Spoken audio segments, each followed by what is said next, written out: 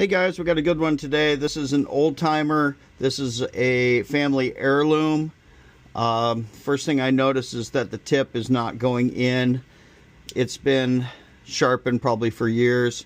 The repair is going to be just to take down this little bit of the bolster right here, and that'll allow the tip to close. We're going to satin polish it, and we're going to leave the rest of it. Let's go ahead and do it.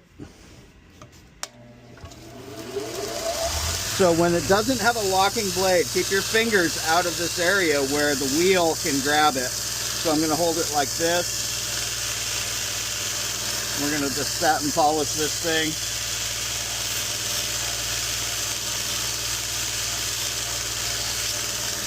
Just like that. Same deal here.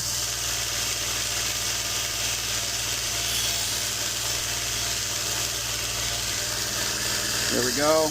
Going to hit the back spine. I'm going to hold it downstream so I can do the back end. There we go. And then we'll just do the back one right here. Let's go ahead and close it.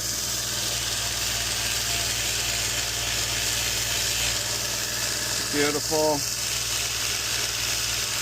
We're just kind of knocking the stuff off of it. And then if you go with the grain, beautiful. We're going to leave the little chips and dings in there because that's the memories. Let's go ahead and take this little part down right here since we're right here. Just take a little bit off and see it almost dropped in right there. So we'll just take off a little bit more. Now it's down out of the way. Let's go to blade number 2. Same thing, hold your fingers so they're not in the pinch zone. There we go. Bad habit, it's hard to get out of. Let's get down and get the blade surface. Oh, there, I'm doing it, see? Okay, and then make sure we get the spine.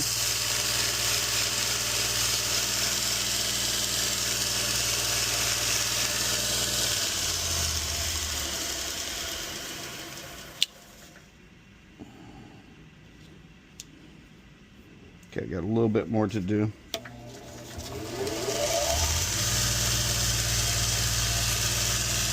we go. And right up here on the back.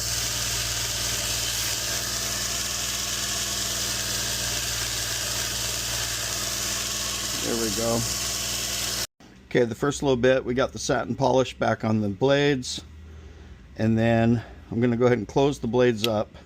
We're going to do a fine satin polish with the 600 grit right here. I'm still being careful of this material.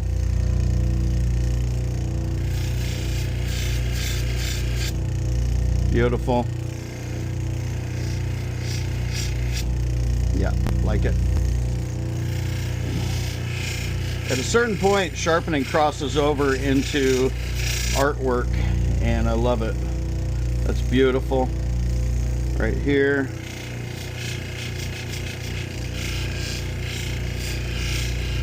Coming up on the edges, beautiful. Right over here. One of the tricks is to make it as better as possible without risking doing damage to it. Satin polish that. We'll give this thing a finer satin polish on the spine. There we go. And then very carefully, I'm going to try and hit this old timer lightly, just see if we can just touch it. Yep, a little bit. Looks like it actually goes that way, the scratches, so I'm just going to go like that. Yep, easy. And then if we really wanted to be careful, we could just see. I don't think that really does what we want it to do. Just a light touch just to hit the 3 rivets. Yeah, and then again, you gotta know when to walk away. We can polish if we wanted to.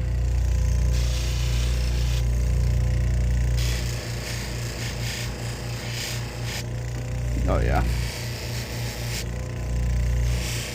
And the other satin polish would have been more than acceptable, but this is going to really make it pop. So we're taking it 2 levels up from where it was at.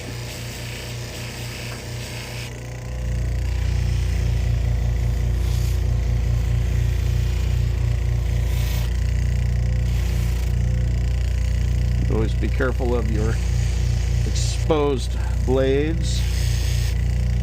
What do you think, guys? Good enough? How about we hit the old timer part? Make that pop as well. And then we'll go ahead and just hit it with a little contact cleaner to remove any compound. See all the compound? It just pulled right off.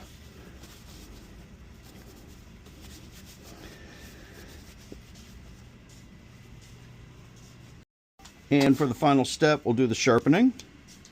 So we've already removed the bolster where we need to.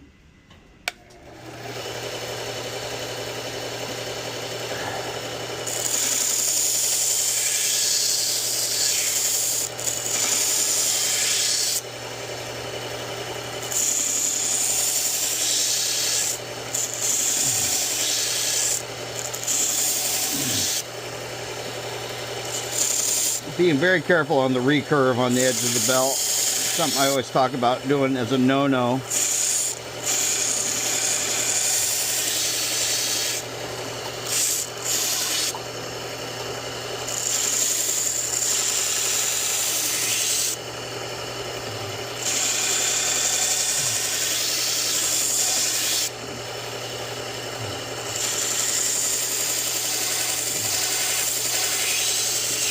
Trying to get the bevels here get cleanly cut in, and they are.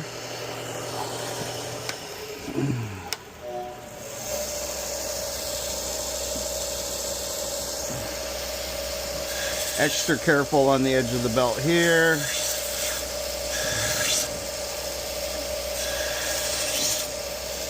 Perfect. Let's go back to the other one and cut in these bevels.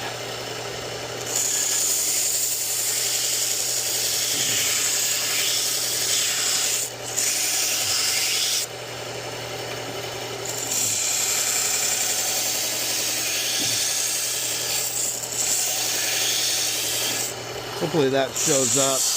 We're reprofiling, putting symmetrical bevels and bringing them right up to a tip. The bevel's a little wider on this side than it is over here. So I'm just going to focus right there for just a second.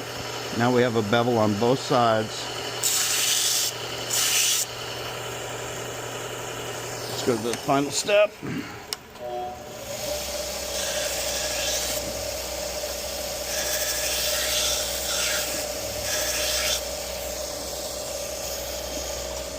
And then we'll do the strop.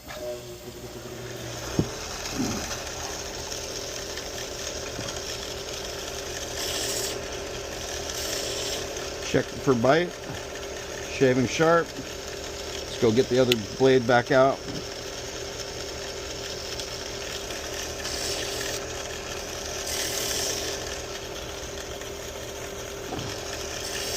Make sure it's shaving sharp, got your bite, needle point tip. Overall,